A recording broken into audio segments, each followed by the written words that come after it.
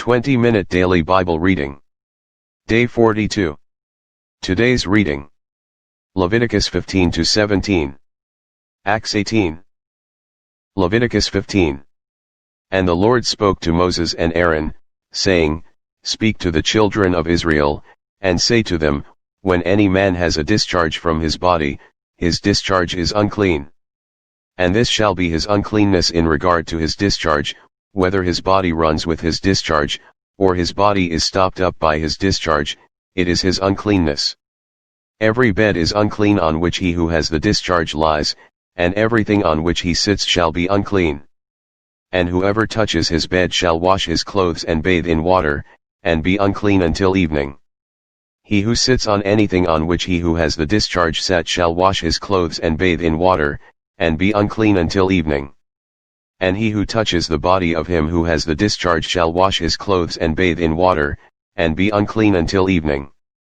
If he who has the discharge spits on him who is clean, then he shall wash his clothes and bathe in water, and be unclean until evening. Any saddle on which he who has the discharge rides shall be unclean. Whoever touches anything that was under him shall be unclean until evening. He who carries any of those things shall wash his clothes and bathe in water, and be unclean until evening. And whomever the one who has the discharge touches, and has not rinsed his hands in water, he shall wash his clothes and bathe in water, and be unclean until evening. The vessel of earth that he who has the discharge touches shall be broken, and every vessel of wood shall be rinsed in water. And when he who has a discharge is cleansed of his discharge, then he shall count for himself 7 days for his cleansing, wash his clothes, and bathe his body in running water, then he shall be clean. On the 8th day he shall take for himself 2 turtle doves or 2 young pigeons, and come before the Lord, to the door of the tabernacle of meeting, and give them to the priest. Then the priest shall offer them, the one as a sin offering and the other as a burnt offering. So the priest shall make atonement for him before the Lord because of his discharge. If any man has an emission of semen, then he shall wash all his body in water, and be unclean until evening. And any garment and any leather on which there is semen, it shall be washed with water, and be unclean until evening. Also, when a woman lies with a man, and there is an emission of semen, they shall bathe in water, and be unclean until evening. If a woman has a discharge, and the discharge from her body is blood, she shall be set apart 7 days, and whoever touches her shall be unclean until evening. Everything that she lies on during her impurity shall be unclean, also everything that she sits on shall be unclean. Whoever touches her bed shall wash his clothes and bathe in water, and be unclean until evening. And whoever touches anything that she sat on shall wash his clothes and bathe in water, and be unclean until evening. If anything is on her bed or on anything on which she sits, when he touches it, he shall be unclean until evening. And if any man lies with her at all, so that her impurity is on him, he shall be unclean 7 days, and every bed on which he lies shall be unclean. If a woman has a discharge of blood for many days, other than at the time of her customary impurity, or if it runs beyond her usual time of impurity, all the days of her unclean discharge shall be as the days of her customary impurity. She shall be unclean. Every bed on which she lies all the days of her discharge shall be to her as the bed of her impurity, and whatever she sits on shall be unclean, as the uncleanness of her impurity. Whoever touches those things shall be unclean, he shall wash his clothes and bathe in water, and be unclean until evening. But if she is cleansed of her discharge, then she shall count for herself 7 days, and after that she shall be clean. And on the 8th day she shall take for herself 2 turtle doves or 2 young pigeons, and bring them to the priest, to the door of the tabernacle of meeting. Then the priest shall offer the one as a sin offering and the other as a burnt offering, and the priest shall make atonement for her before the Lord for the discharge of her uncleanness. Thus you shall separate the children of Israel from their uncleanness, lest they die in their uncleanness when they defile my tabernacle that is among them. This is the law for one who has a discharge, and for him who emits semen and is unclean thereby, and for her who is indisposed because of her customary impurity, and for one who has a discharge, either man or woman, and for him who lies with her who is unclean. Chapter 16. Now the Lord spoke to Moses after the death of the two sons of Aaron, when they offered profane fire before the Lord, and died, and the Lord said to Moses, Tell Aaron your brother not to come at just any time into the holy place inside the veil, before the mercy seat which is on the ark, lest he die, for I will appear in the cloud above the mercy seat. Thus Aaron shall come into the holy place, with the blood of a young bull as a sin offering, and of a ram as a burnt offering. He shall put the holy linen tunic and the linen trousers on his body, he shall be girded with a linen sash, and with the linen turban he shall be attired. These are holy garments. Therefore he shall wash his body in water, and put them on. And he shall take from the congregation of the children of Israel 2 kids of the goats as a sin offering, and 1 ram as a burnt offering. Aaron shall offer the bull as a sin offering, which is for himself, and make atonement for himself and for his house. He shall take the 2 goats and present them before the Lord at the door of the tabernacle of meeting.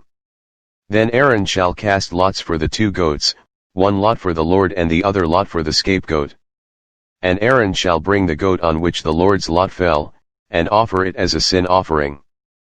But the goat on which the lot fell to be the scapegoat shall be presented alive before the Lord, to make atonement upon it, and to let it go as the scapegoat into the wilderness. And Aaron shall bring the bull of the sin offering, which is for himself, and make atonement for himself and for his house, and shall kill the bull as the sin offering which is for himself.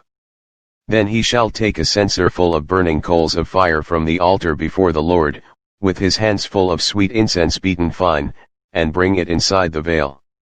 And he shall put the incense on the fire before the Lord, that the cloud of incense may cover the mercy seat that is on the testimony, lest he die. He shall take some of the blood of the bull and sprinkle it with his finger on the mercy seat on the east side, and before the mercy seat he shall sprinkle some of the blood with his finger 7 times. Then he shall kill the goat of the sin offering, which is for the people, bring its blood inside the veil, do with that blood as he did with the blood of the bull, and sprinkle it on the mercy seat and before the mercy seat. So he shall make atonement for the holy place, because of the uncleanness of the children of Israel, and because of their transgressions, for all their sins, and so he shall do for the tabernacle of meeting which remains among them in the midst of their uncleanness. There shall be no man in the tabernacle of meeting when he goes in to make atonement in the holy place, until he comes out, that he may make atonement for himself, for his household, and for all the assembly of Israel. And he shall go out to the altar that is before the Lord, and make atonement for it, and shall take some of the blood of the bull and some of the blood of the goat, and put it on the horns of the altar all around. Then he shall sprinkle some of the blood on it with his finger 7 times, cleanse it, and consecrate it from the uncleanness of the children of Israel. And when he has made an end of atoning for the holy place, the tabernacle of meeting, and the altar, he shall bring the live goat. Aaron shall lay both his hands on the head of the live goat, confess over it all the iniquities of the children of Israel, and all their transgressions, concerning all their sins, putting them on the head of the goat, and shall send it away into the wilderness by the hand of a suitable man. The goat shall bear on itself all their iniquities to an uninhabited land, and he shall release the goat in the wilderness. Then Aaron shall come into the tabernacle of meeting, shall take off the linen garments which he put on when he went into the holy place, and shall leave them there. And he shall wash his body with water in a holy place, put on his garments, come out and offer his burnt offering and the burnt offering of the people, and make atonement for himself and for the people. The fat of the sin offering he shall burn on the altar. And he who released the goat as the scapegoat shall wash his clothes and bathe his body in water, and afterward he may come into the camp. The bull for the sin offering and the goat for the sin offering, whose blood was brought in to make atonement in the holy place, shall be carried outside the camp. And they shall burn in the fire their skins, their flesh, and their offal. Then he who burns them shall wash his clothes and bathe his body in water, and afterward he may come into the camp. This shall be a statute forever for you, in the 7th month, on the 10th day of the month, you shall afflict your souls, and do no work at all, whether a native of your own country or a stranger who dwells among you. For on that day the priest shall make atonement for you, to cleanse you, that you may be clean from all your sins before the Lord. It is a Sabbath of solemn rest for you, and you shall afflict your souls. It is a statute forever. And the priest, who is anointed and consecrated to minister as priest in his Father's place, shall make atonement, and put on the linen clothes, the holy garments. Then he shall make atonement for the holy sanctuary, and he shall make atonement for the tabernacle of meeting and for the altar, and he shall make atonement for the priests and for all the people of the assembly. This shall be an everlasting statute for you, to make atonement for the children of Israel, for all their sins, once a year. And he did as the Lord commanded Moses. Chapter 17.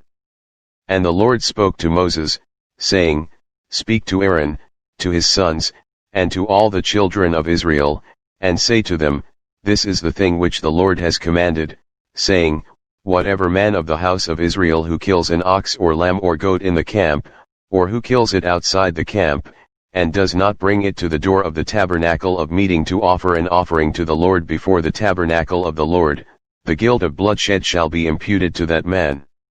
He has shed blood, and that man shall be cut off from among his people, to the end that the children of Israel may bring their sacrifices which they offer in the open field, that they may bring them to the Lord at the door of the tabernacle of meeting, to the priest, and offer them as peace offerings to the Lord.